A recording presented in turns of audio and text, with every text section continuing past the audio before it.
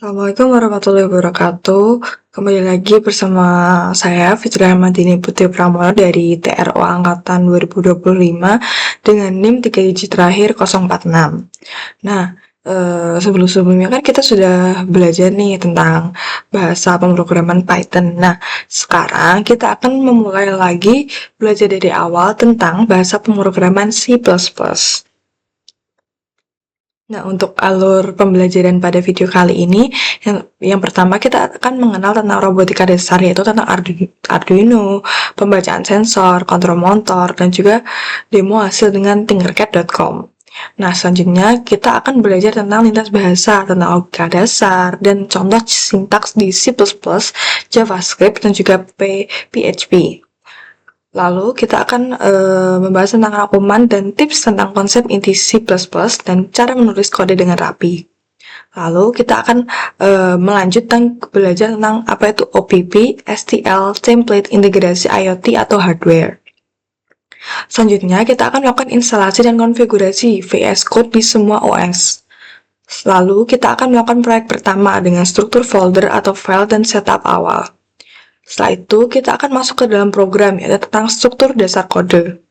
Yang terakhir, Hello World, kita akan menulis dan compile, run, dan tampilkan tentang outputnya. Nah, yang pertama kita akan memulai dengan materi robotika dasar, yaitu tentang Arduino, pembacaan sensor, kontrol motor, dan demo hasil dengan Tinkercad. Kita langsung saja ke Tinkercad.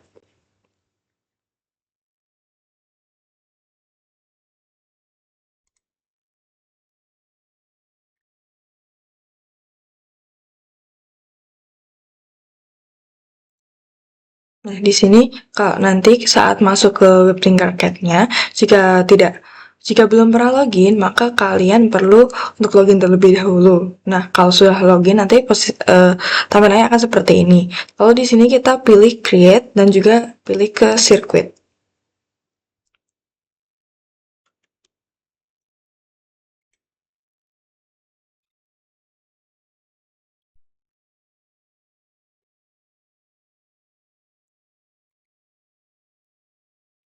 Nah, di sini kita akan menggunakan breadboard.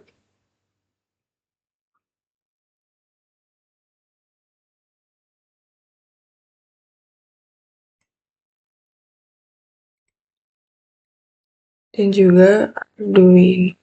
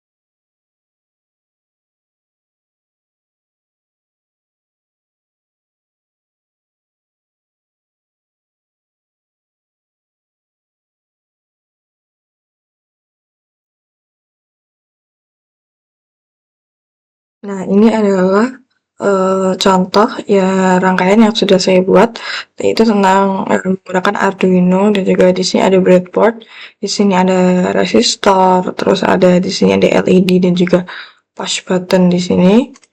Nah, di sini kita juga tadi saya sudah membuat apa tuh namanya program tentang menggunakan ini itu tentang pinnya nanti tentang rangkaiannya ini akan saat low ataupun high waktunya. Ini sudah tadi ada variabel waktu juga di sini juga menggunakan if else seperti ini rangkaiannya menggunakan LED, push button, resistor, sambungkan dari input plus, lalu ini juga ada groundnya ke min. Terus ini ada pin 7 ke arah push button, pin 8 ke arah resistor. Di sini untuk menyambungkan untuk menyambungkan minus dari arah sini. Tadi sudah masuk dari ground. Setelah itu ini ada jumper untuk input plus yang tadi sudah masuk dari input 5 volt. Di sini seperti ini contohnya. Sepertinya kita akan langsung ke rangkaian selanjutnya.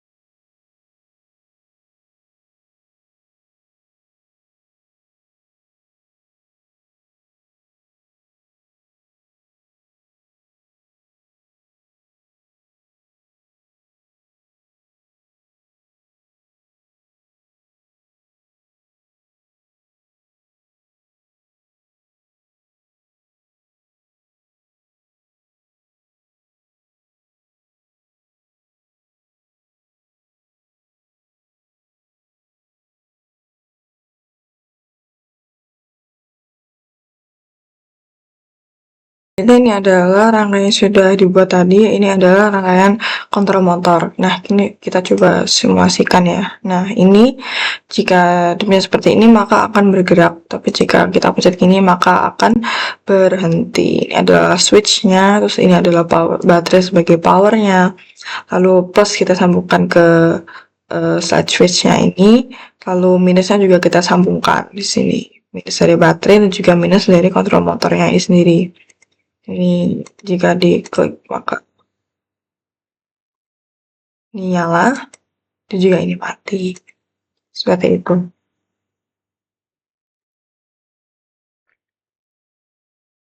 Nah, masuk ke materi selanjutnya yaitu logika dasar dan contoh sintaks di C++ dan juga JavaScript, juga PHP. Nah, langsung saja di sini apa sih perbedaan dari dengan perbedaan C++ dengan JavaScript, Python dan juga PHP yang sebelumnya sudah pernah kita pelajari ya. Nah, untuk deklarasi dari variabel sendiri untuk JavaScript sendiri ini menggunakan for count dan juga Python ini menggunakan count dari tanda tipe dan juga PHP itu menggunakan count. Untuk blok kodenya sendiri JavaScript ini menggunakan tanda kutip yang seperti ini, lalu Python menggunakan indentasi dan juga PHP sama seperti JavaScript. Untuk mengakhiri baris, JavaScript itu wajib menggunakan tanda titik koma. Nah, untuk Python sendiri itu tidak perlu menggunakan tanda titik koma. Sedangkan PHP itu perlu menggunakan tanda titik koma. Nah, cara menampilkan outputnya, JavaScript ini menggunakan kode Windows.alert dalam buka kurung dan juga tutup kurung. Untuk Python itu menggunakan print buka kurung dan juga tutup kurung, dan juga PHP sama seperti Python yaitu menggunakan print buka kurung dan juga tutup kurung. Untuk lingkungan eksekusinya sendiri, ini JavaScript itu menggunakan browser, Python menggunakan terminal atau script, dan juga PHP menggunakan server web. Nah, lanjut kita ke pembahasan selanjutnya. Oke, selanjutnya kita akan membahas tentang apa itu bahasa C++. Bahasa C++ ini sendiri adalah suatu bahasa pemrograman yang berorientasi objek atau OPP, yaitu menggunakan class inheritance dan juga polymorphism, yaitu dan juga pemrograman generik yaitu menggunakan template, STL, dan juga STL containers, atau bisa disebut juga dengan pemrograman prosedural yaitu menggunakan function dan juga pointers. Yaitu bahasa pemrograman C++ ini sendiri juga menggunakan memory manajemennya itu menggunakan manual memory management dengan new atau delete atau juga malloc atau free. Yaitu fitur modern dari C++ ini sendiri adalah menggunakan auto type reduction, lambda expression, rank based for loops, move semantics, context dan compiler time computation, konsep C++ 20, modul C++ 20, dan juga coroutines C++ 20. Ya, untuk standar template library atau STL dari bahasa C++ ini sendiri adalah menggunakan containers, yaitu vectorial list, map, set, under, dirt, map. Terus algoritmanya menggunakan short, find, transform, accumulate. Terus iterasinya menggunakan input, output, forward, bidirectional, random access. Terus untuk utilitiesnya menggunakan pair, tuple, optional, dan juga variant. Lanjut kita ke tips menulis program dengan rapi, yaitu program C++, yaitu yang pertama yang di sini aku akan membahas do dan don'ts-nya terlebih dahulu. Untuk do-nya kita harus menggunakan smart pointers, yaitu seperti unique ptr atau shared ptr. Yang kedua itu adalah terapkan cons corrections. Terus yang ketiga itu gunakan RAAA untuk resource manajemennya. Terus yang keempat menggunakan tipe data yang sesuai. Itu pilih tipe data yang sesuai dan tepat tentunya. Terus gunakan range based for loops. Terus kompilasi dengan warning level maksimalnya. Terus gunakan statistic analysis tools dan juga tulis unit test. Terus hal yang tidak boleh kita lakukan untuk jika ingin menulis program dengan rapi adalah jangan gunakan raw pointers untuk ownership, jangan gunakan makro untuk constant atau function, jangan abaikan compiler warning, terus jangan gunakan using namespace, std di header file, terus jangan menulis kode tanpa exception safety, terus dengan kalau udah diikutin semua do dan don'ts-nya itu, maka program yang kita tulis itu akan mengurangi memory leaks, optional performance-nya tuh akan naik atau lebih efisien. Terus program juga bakal lebih mudah dibaca dan juga di maintenance atau diatur. Terus programnya ini bisa dikompilasi dari berbagai platform dan juga udah pasti ikut dengan sistem bahasa C++ yang terkini.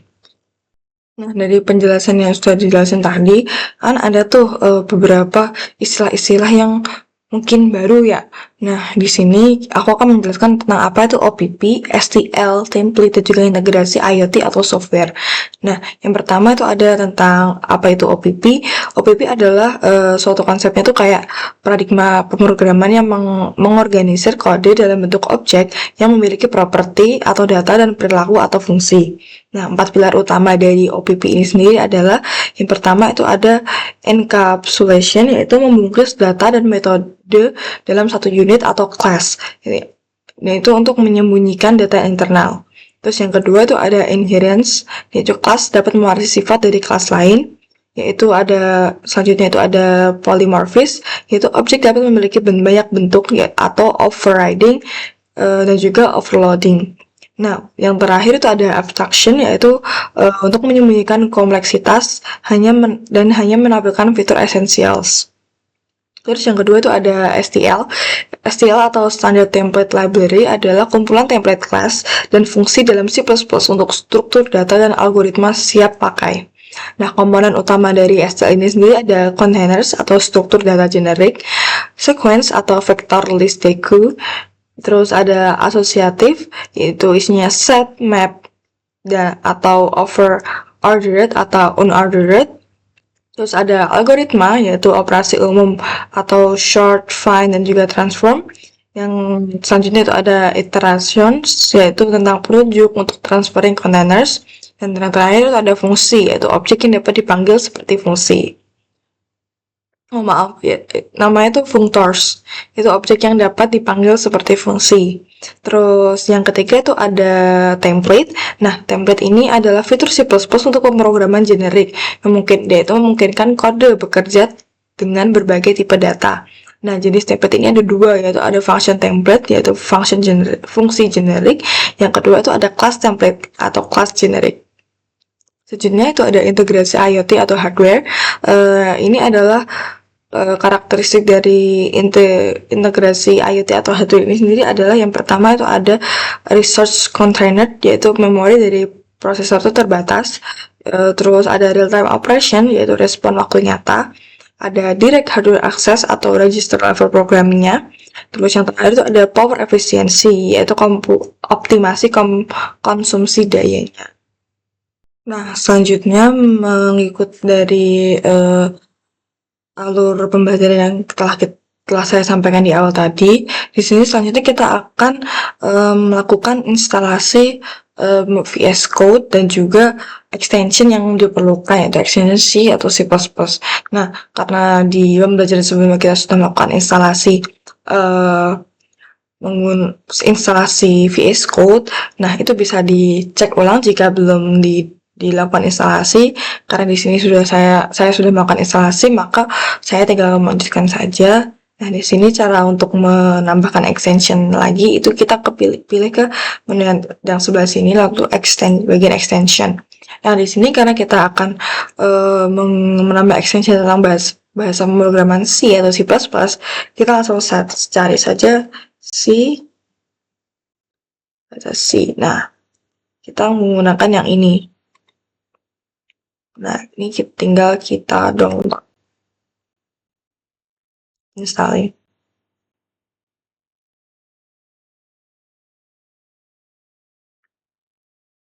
Nah, itu kita akan juga menggunakan kode runner. Kita juga akan mendownload extension kode runner.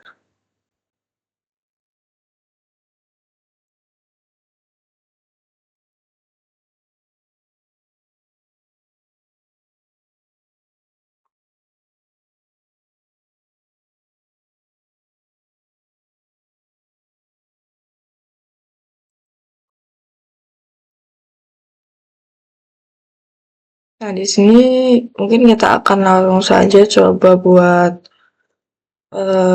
menjalankan program dari contoh program C++ ini sendiri.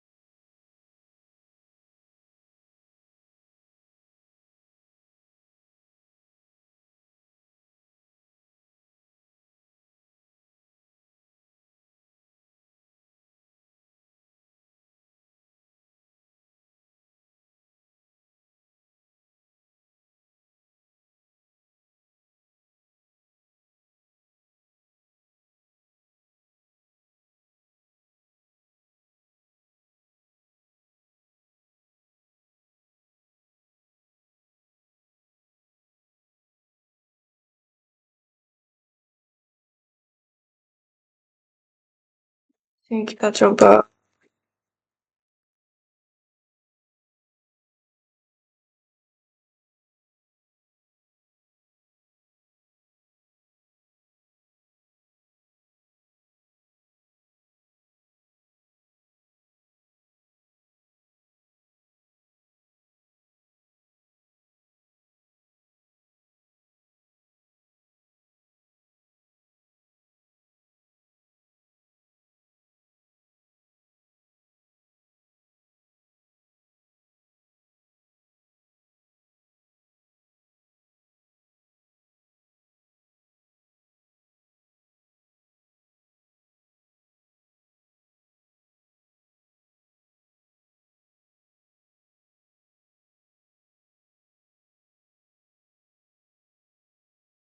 Kita coba running ya.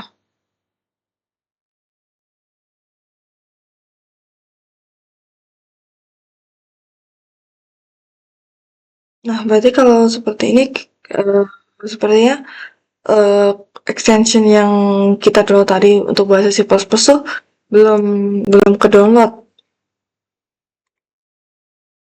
Seperti ini. Belum ke download untuk extensionnya. Dan jika extensionnya tuh udah ke download, maka nanti outputnya tuh akan muncul hello world. Mungkin kurang lebih yang bisa saya sampaikan hanya seperti itu. Jika ada kurang lebih mohon maaf. Wassalamualaikum warahmatullahi wabarakatuh.